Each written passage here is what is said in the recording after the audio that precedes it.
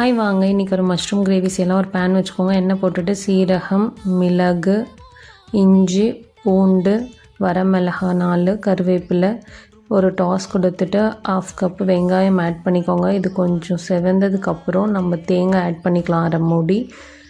கொஞ்சம் dry roast ஆனதுக்கப்புறம் மல்லித்தூள் 1 டேபிள் ஸ்பூன், மஞ்சத்தூள் 1/2 டீஸ்பூன் ஆட் பண்ணிக்கோங்க. நல்லா வதக்கினதுக்கப்புறம் ஆற வச்சுருங்க. ஆற வச்சுட்டு ஒரு மிக்ஸி ஜாருக்கு ட்ரான்ஸ்ஃபர் பண்ணிவிட்டு அரைச்சி ஸ்மூத் பேஸ்ட்டாக எடுத்து வச்சுக்கலாம். இருக்கட்டும். இப்போ ஒரு அடிகனமான பாத்திரம் வச்சுட்டு எண்ணெய், வரமிளகாய், ஒரு பட்டை துண்டு போட்டுட்டு டாஸ் பண்ணிக்கோங்க. அப்புறம் அரைச்ச விழுதை சேர்த்து தண்ணி ஊற்றி நல்லா கொதிக்க விடுங்க. கொதித்ததுக்கப்புறம் நம்ம தேவைக்கேற்ற மாதிரி உப்பு போட்டுக்கலாம். இப்போ 1 கப் அளவுக்கு மஷ்ரூம் வச்சுருக்கேன், அதையும் ஆட் பண்ணிக்கலாம். மஷ்ரூம்லேருந்து தண்ணி நிறையா வெளியில் வரும். ஸோ லைட்டாக தண்ணி ஆட் பண்ணிக்கோங்க. எல்லாம் வெந்து மசாலாலாம் நல்லா சுருண்டு வந்ததுக்கப்புறம் கார்னிஷிங்க்கு மல்லித்தழை ஆட் பண்ணிக்கிட்டு